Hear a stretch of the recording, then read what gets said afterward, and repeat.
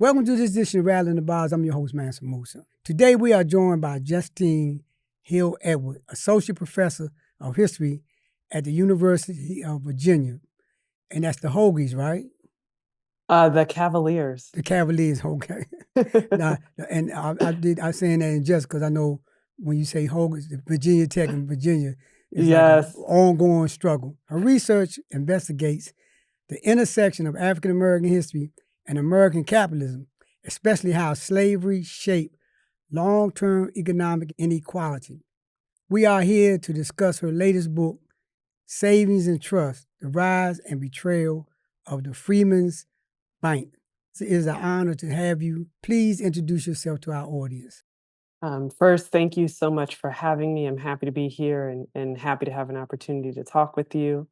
Again, I'm Justene Hill Edwards. I am an associate professor of history at the University of Virginia, and my research, my writing, my teaching focuses on African American history, and I am fundamentally interested in the intersection of the history of slavery, the history of capitalism, and how that influences Black economic life in America. And you're doing a good job in terms of like occupying this space.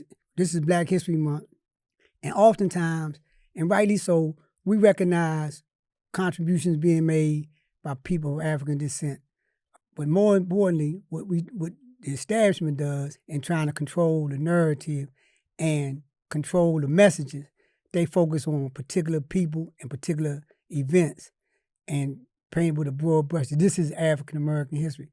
But what the professor is doing is tackling a part of our history that very few people know about, the economic aspect of our thinking, and more importantly, how our financial thinking was during certain periods of Jim Crow, Reconstruction, and so forth. But in your first book, Unfreed Market, you argued that exploitation during enslavement set the stage for economic violence today. How does the history of violence explain the mass racial wealth gap we see in modern U.S. economy? Sure.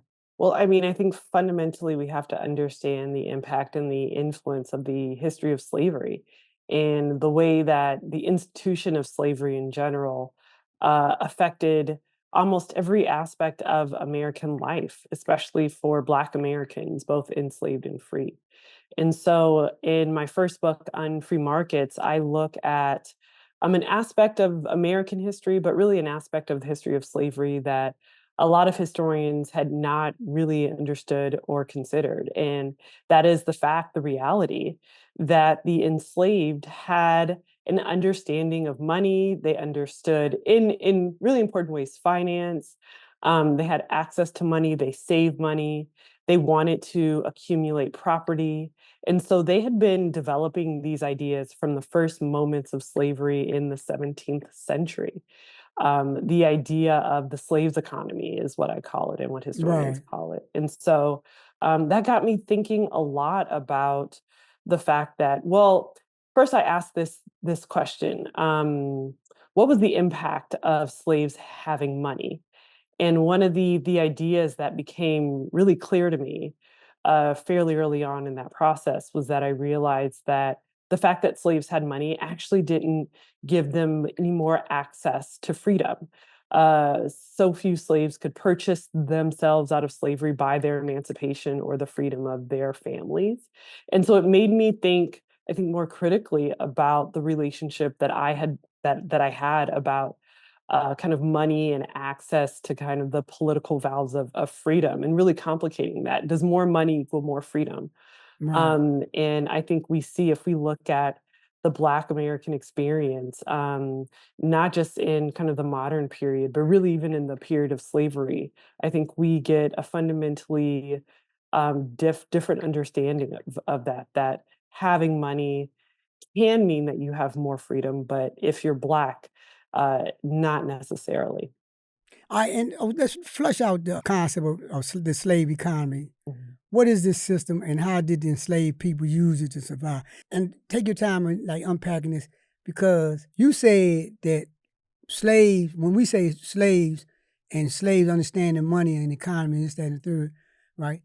it automatically make a person say, "Oh, nah, this is every picture everything we have with slavery is subjugation, bowing Mhm, down, cowing down, and like Malcolm said, work from sun up to sundown." So mhm, to even have an alternative thinking other than being chattel is mhm.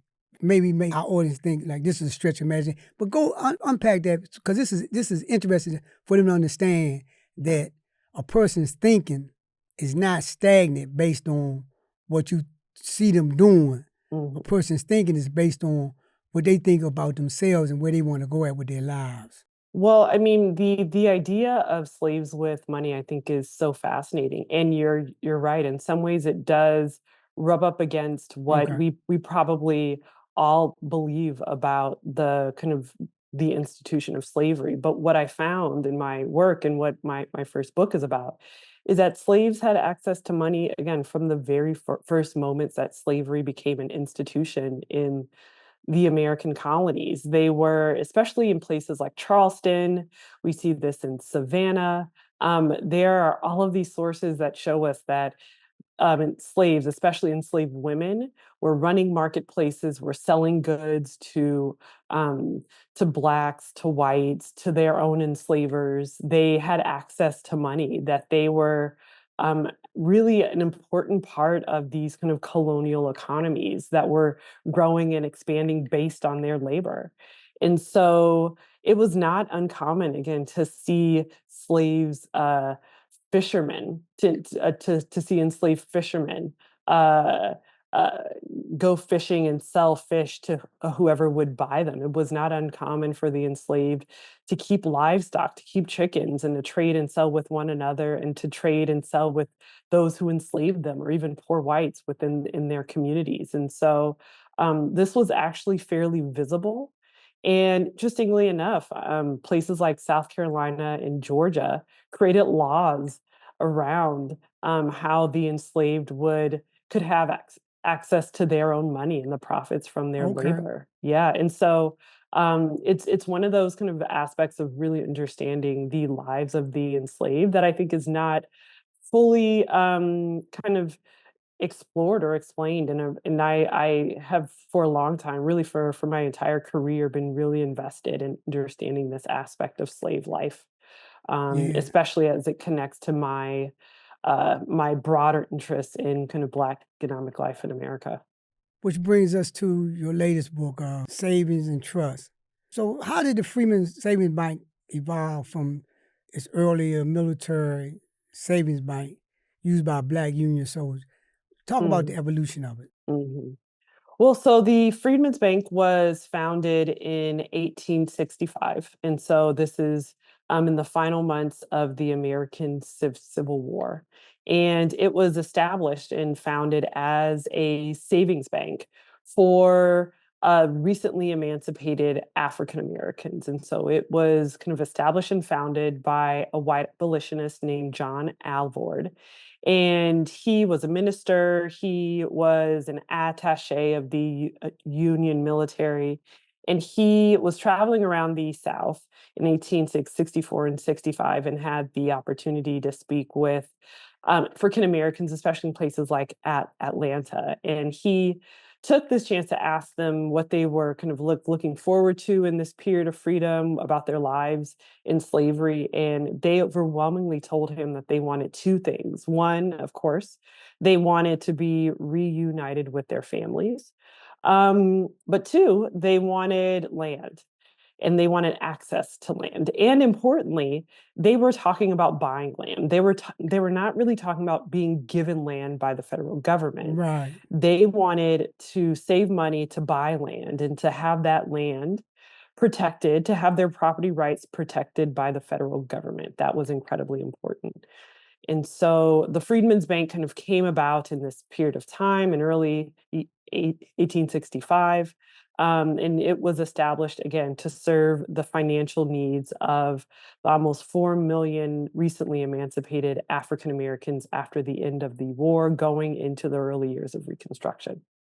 Okay, so during that period, we had an underground economy Mhm, that we had a sense of money. We was enslaved when we had this sense of money. We had a bartering system, and we was able to to save money and have money. We Mhm. evolve out of this. Now we in the same mentality coming out of slavery, but now we in out of slavery, and now our thinking is shifted. Talk Mm. about that. Talk about this shift in following the 13th Amendment.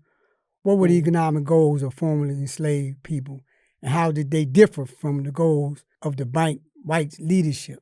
This is incredibly important. And so the reality was that recently emancipated African Americans again wanted to buy and own land. And they wanted essentially a safe place to keep their money. To take a bit of a step back, banking in this period of time was incredibly speculative. There was a high Okay. amount of risk.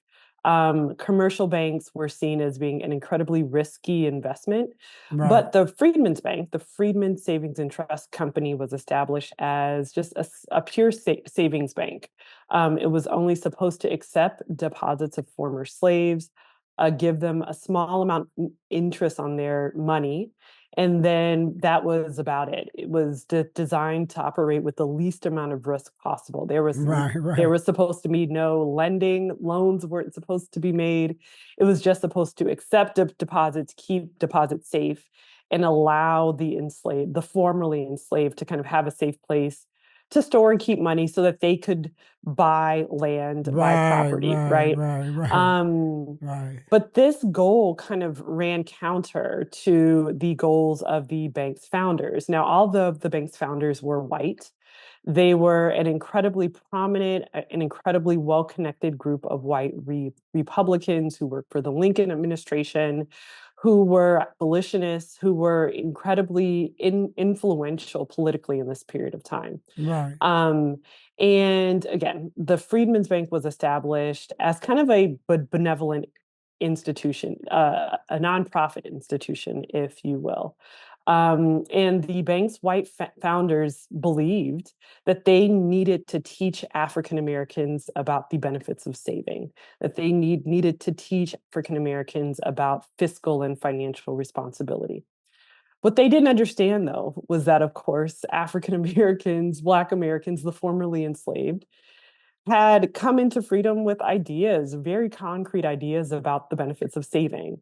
They understood then kind of complicated ideas of finance, like mortgaging, because they themselves were mortgaged. They were a capital, they were Right. used Right. as financial instruments. And so we have this kind of clash happen between African Americans and the white bank administrators, kind of not understanding what the goals of African Americans were. And that wasn't really to keep their money in the bank for long periods of time. They wanted to make money, save money, and then withdraw money once they had enough to do what they really wanted to Right. do, Right. which at Right. this point was buy land. Right. It's interesting because they're thinking how the evolution of their thinking always was evolving into what security mean for us. Security mean for us is the ability for us to take care of ourselves and not be dependent on no one. So in terms of like our concept of storing our money, we're storing our money primarily for we got a goal. We just need a safe place to keep our money. Our Mhm, goal is we want this 35 acres of land that we get ready to mhm, buy. But more mhm, importantly, we want this 35 acres of land and we want to buy like enough animals to mhm, for it to develop to become profitable mhm. and be able to sustain our family. Talk about the betrayal. How did President Johnson pardoning Confederate soldiers lead to the loss of land for black people? And what's the correlation between that and the banks? Yeah, no, it's a great question. And so 1865 is a really interesting year, right? We have in January of 1865, we have the founding of the Freedmen's Bank. We have that first meeting to come up with the management of the Freedmen's Bank. The Freedmen's Bank is established on March 3rd of 1865. March 4th, 1865 is Lincoln's second inauguration. Um, Lincoln is assassinated in April of 1865, and then we get the ascendance of his vice president, Andrew Johnson. Now, Johnson was less friendly to the interests of African Americans. Right. Initially, he had actually come out in public support of the Freedmen's Bank in the fall of that year. But his main goal was to reincorporate former Confederates into the body politic, kind of restore their political rights. And so he does this in exchange for kind of turning a blind eye to what the founders of the Freedmen's Bank is doing.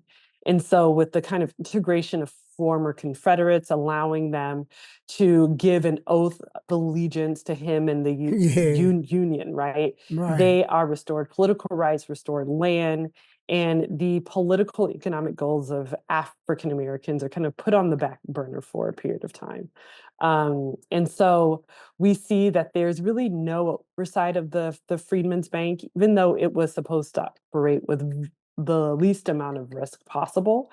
Um, Congress was actually supposed to supervise the bank. This is a period of time when we have our first financial regulator, the Office of the Comptroller of the Currency. And this is supposed to be the kind of person, the group that was supposed to regulate banks, and it does not. And so we kind of have this shift in 1865 where the Freedmen's Bank is kind of allowed to kind of just run. There's no oversight. And the bank's Republican administrators kind of start to, I say in the book, kind of chip away at the bank's benevolent foundations, meaning that they care less about the economic interests of African Americans and they Right. care more and more about what the bank can do for them, both politically, but importantly, financially as well. And that led to the shift from becoming more saving to more lending. Like you say, the overall arching concern there is Hmm. profiting Hmm. versus being there to provide a service for its customers. Hmm. Now it's shifted. How did that shift impact the overall landscape in terms of the banking system? Mm. Yeah, and so again, this happens fairly early on in the bank's history. The bank is established in March of 1865. Um, the first illegal loan is made by the bank's finance committee in April of 1867. So it only takes 2 years. And the man who received this first loan, his name is D.L. Eaton, and he would come on about 10 days later. He would come on to be the bank's actuary, which is the person responsible for evaluating the investments and the risk profile of Right, the bank's investment. So he was the wrong person to get right. this loan. And so again, The fox the and the chicken coop. right? And so the bank was chartered by Congress, again, not to make loans. There were kind of discussions in Congress about this, but Charles Sumner, an important radical Republican, Right, kind of ignores right. this. Mm-hmm. Um, and then a man comes onto the bank's board at this time that kind of further pushes the bank from its initial goals. A man named Henry Cook. He and his brother Jay Cook founded what was called Jay Cook and Company. This was the U.S.'s first investment bank. Mm-hmm. They were very close with Lincoln, very close to influential members of his administration. And so Henry Cook joins the board, becomes the chairman of the finance committee. And between 1867 and May 1870, they lend about $85,000 of money to their friends and their business partners. Right. Um, And yeah. yes. Yeah, so and we can see that the initial design, savings, people earnestly putting their hard-earned money into this for saving Hmm. with their vision, and it's a good vision.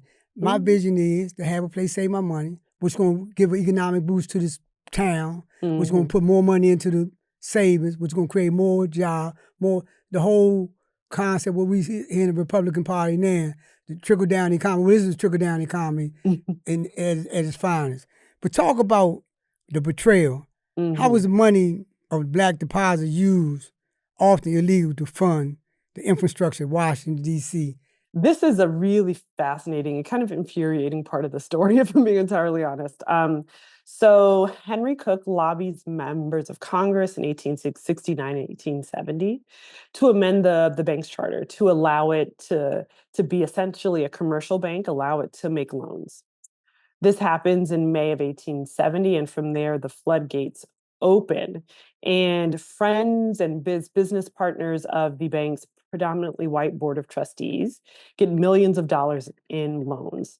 Some of these loans go to construction companies that help build out parts of Georgetown and DC. Mm-hmm. Actually, Howard University received about $75,000 in loans to help with its construction. But by and large, those who received loans were, again, working in construction, working in the Board of Public Works of DC. And so essentially, it was African Americans' money that helped to funnel capital into helping build out Washington after the war during this really important period of Reconstruction, where we see the kind of geographical expansion of the District of Columbia. And like you say, it's infuriating because when you look at the blight during that period, how how we was in slums or how we was in squalor. Our money was being used to build up an infrastructure that we had no right to have access to, that Mm-hmm. we had no right to be like contributors to. We couldn't Mm-hmm. go start our own construction company, or we had one. Mm-hmm. We wasn't gonna be able to compete Mm-hmm. with capitalists, and it's our money. Mm-hmm. It's our All money that funded is by our African money. Americans. Yeah. Yeah, Mm-hmm. and based on the idea that they systematically destroyed because of the value in that idea. Talk Mm-hmm. about as you look at the situation today and how we see that we spend billions of dollars on commercial products.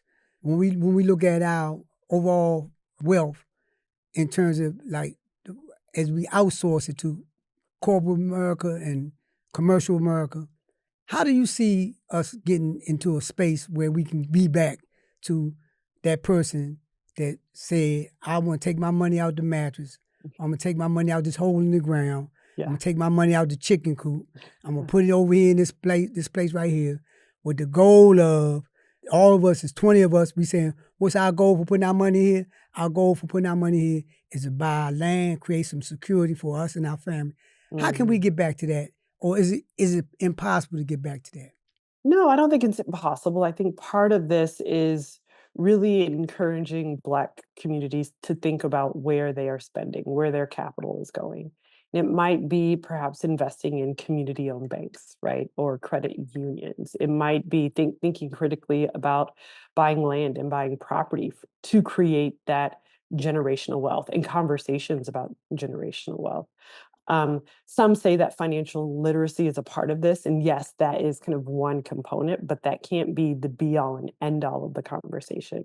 I think it has to be Black communities, Black folks writ large, kind of thinking critically about how do we use our economic power to make our communities better. It has, I think, to be a community conversation. Because without that, we are not kind of being conscious consumers in terms of how we spend money, where we spend money, with whom, and where that money is ultimately going. And is it going to help members of our own communities? I think that's incredibly important. And you know what? And I'm as you're saying that, I was thinking about industrial bank being one of the banks that, uh, Mm-hmm. and I remembered it's this one woman. She was doing a thing. Her whole program was around returning citizens, people coming out of prison, Mm-hmm. and creating an economic thing for them. And she went to industrial bank and got them to like agree to create an economic plan and a funding system and a banking system that would allow for, much like what we were talking about earlier, to allow for them to be able to save their money Mm-hmm. towards a goal.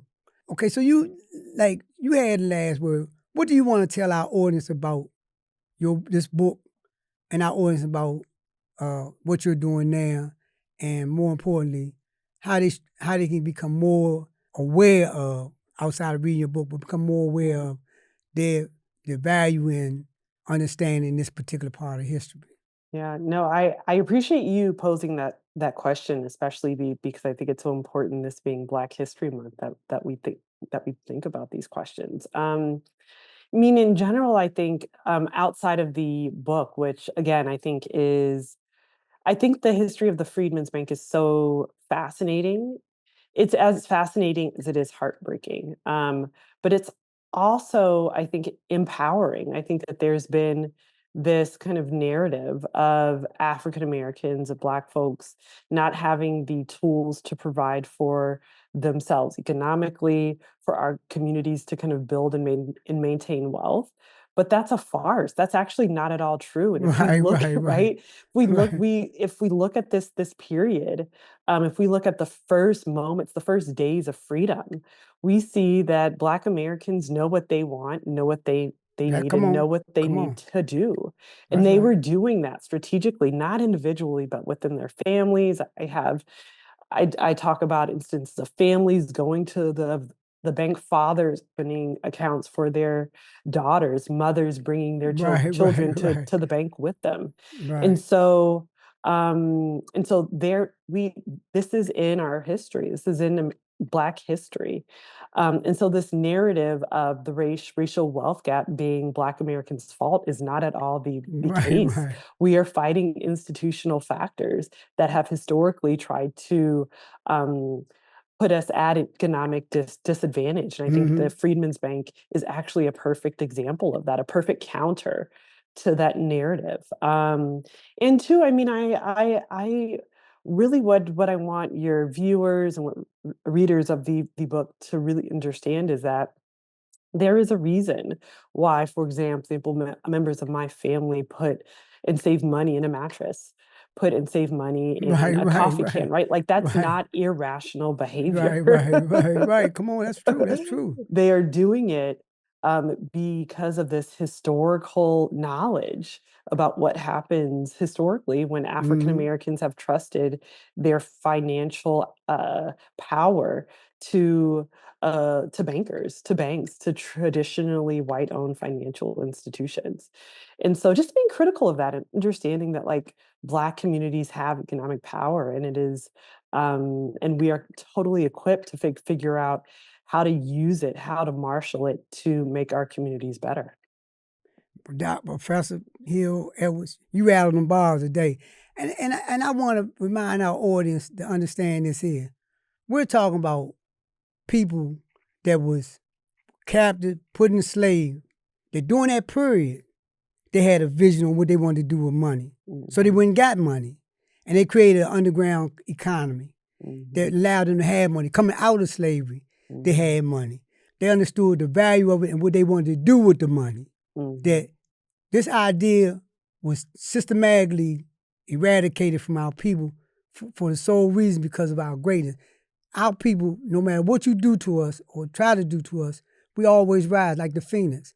And that what you really showed us, give us a broad understanding of this and of this thinking. And it's important that we recognize this and understand why people put money in the can. But more importantly, mhm, understand that the idea that we had about what we wanted to do with the money was about building generational wealth. We hear this term all the time, but we had mhm, this thinking way, way, way back then. mhm. Thank you, Professor. I really appreciate you coming in and educating our audience. We ask that you continue to look at the real news, because guess what? We're actually the real news.